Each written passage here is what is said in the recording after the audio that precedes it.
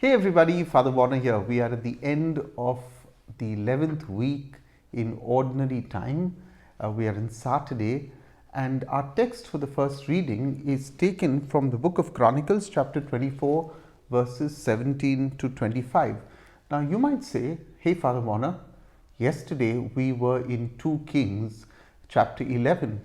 How come we jumped to Chronicles? So it's very similar to what we saw last week. Last week, while completing the first book of first and second book of Kings and talking about the life of the great prophet Elijah, we jumped to a text that was taken from Ben Sirach. It was in poetic form in order to praise the prophet and to sum up his life in poetic form, to give him that kind of, farewell from our reflection and study of Elijah. Now, today's text really takes off from yesterday, 2 Kings 11.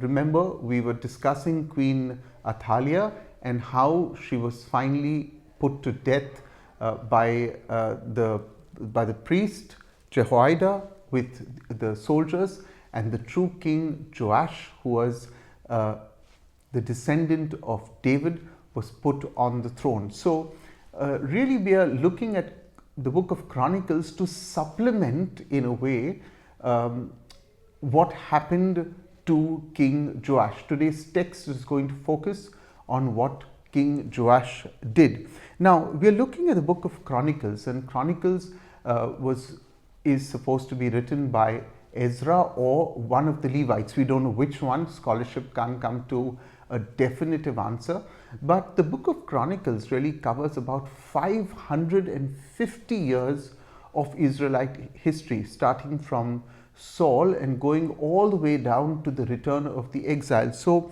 even though this book, Chronicles in Greek, is translated as things omitted, the book of Chronicles is not like a supplementary note, but it is a very solid teaching. You see the scope, it really supplements what books? It supplements Samuel, it supplements the book 1st and 2nd Kings. But if you look at Samuel, if you look at Kings, if you look at Chronicles, the scope and the purpose of all these books are rather different. So Chronicle brings to the table its own beauty and its own information. So that's about the book of Chronicles, since we are now looking at it. Coming to the text of today, you'll remember that yesterday we spoke about Jehosheba. She was the aunt of Joash. She hides Joash from Queen Athaliah. Queen Athaliah wipes out the entire bloodline of the southern kingdom, the royal bloodline, but Jehosheba protects her own nephew, and he is kept hidden. And then we know Johoida, the high priest, then brings him out at the age of 7, declares him to be king, and Queen Athaliah is put to death. So for King Joash, he sits on the throne as a very young king of 7 years old. And of course, to guide him were people like Johoida, the high priest. Now, we know that when he began his reign, he began it well. He began it well because he surrounded himself, or he was surrounded by people who advised him to stay faithful and close to God. Johoida, the priest. It's very important. We tell young people, careful of the company you keep.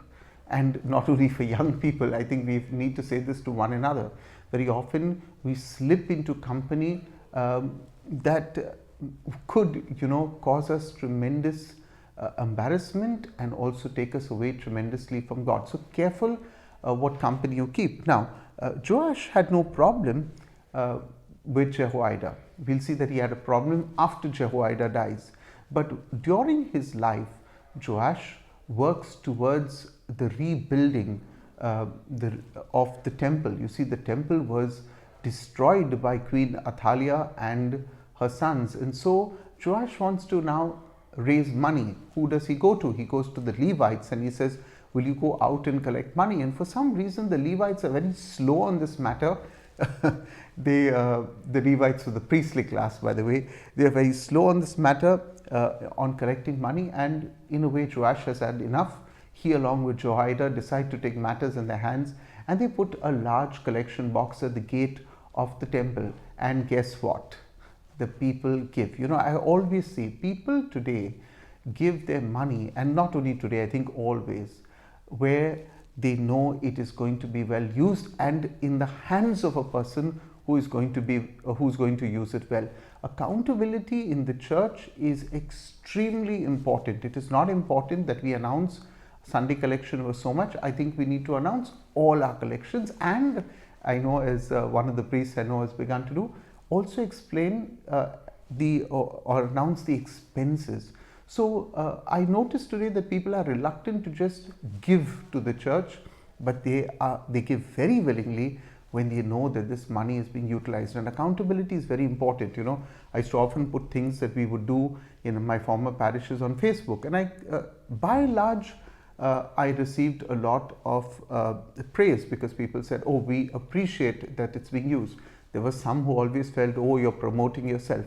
It was not to promote myself, it was to give an accountability. You gave us money for food for St. Stephen's table, here is the food being distributed. You have a right to know that that money is being well used. Yeah. So your critics who don't use their money wisely will criticize you and say you are promoting yourself. Ignore them. Accountability is a very important part. So we know that the fundraising goes rather well. They saved, they set aside, and they spent very well. And then at the age of 130, the priest Johoida dies. Now, we are told that he is buried in the Valley of the Kings in the city of David. I'm saying this because we are going to come to Joash when he dies, and I will tell you he was not buried in the Valley of the Kings. Why? Because while Johoida was respected, and as this great priest of God was respected, and you know, and I say this again and again, I've been to funerals of priests who perhaps were not eloquent preachers, I don't know what, but they loved the poor. They were kind, they were sweet, and people weep at their funerals. They are remembered for years, well after they have passed away.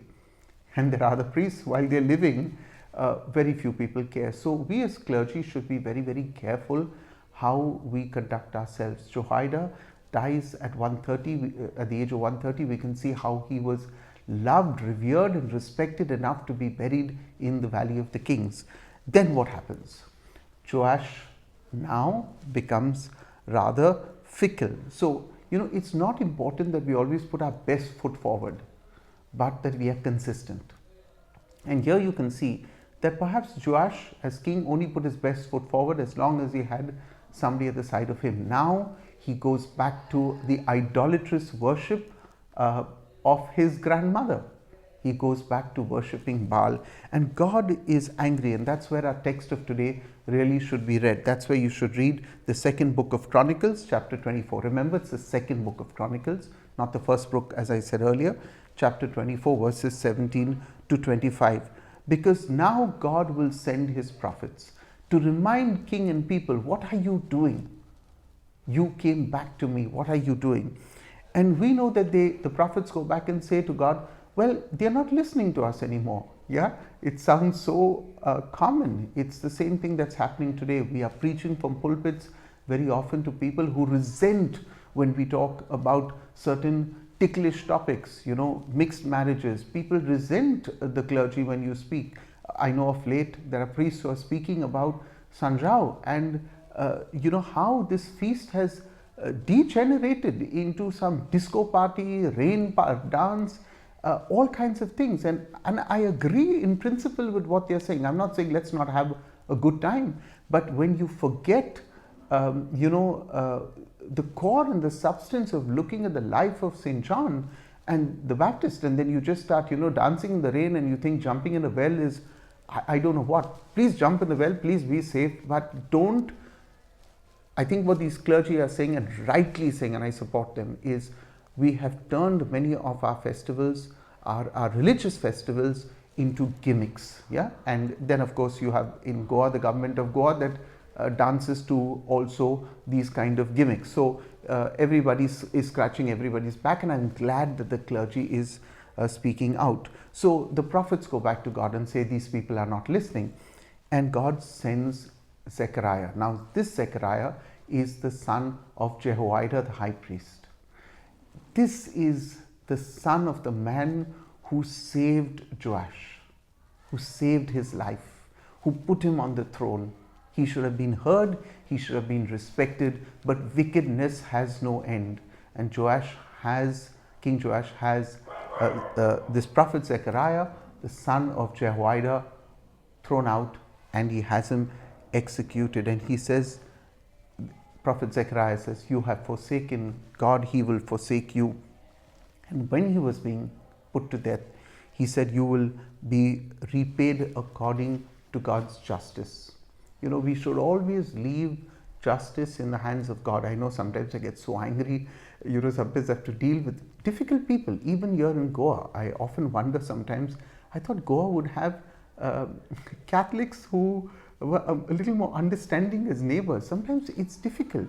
Yeah, we've experienced even buying the girls home, a great difficulty and a disappointment very often dealing with Catholics. You'd always think we should be brotherly and kind.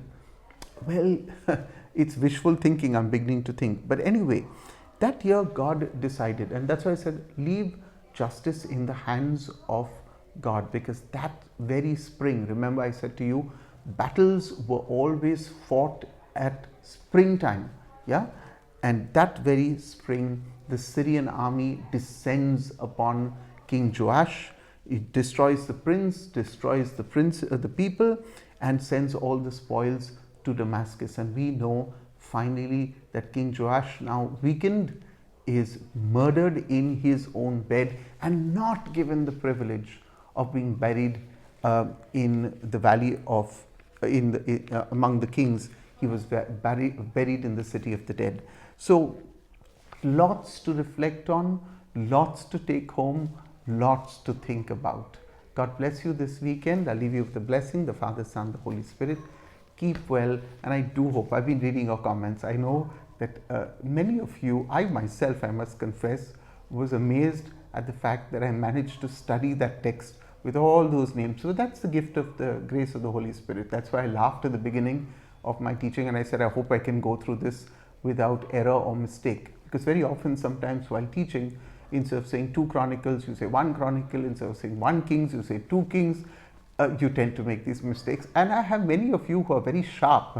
I must tell you, you write back to me and say, oh, Father, you made that mistake. Okay, so thank you for pointing out my mistakes. I appreciate it. And thank you for all those who also give me all your encouragement. It means a lot. Now, I noticed somebody also said to me, Father, your eye is not good. The minute I get a little tired, it begins to show on my face. That's the first thing that happens with my right eye. So I'm fine health-wise, but the strain is always on my right cheek. Remember, I've lost 50% of my muscles on the right cheek. So pray for me. God bless you. I'll see you on Monday again. Bye for now.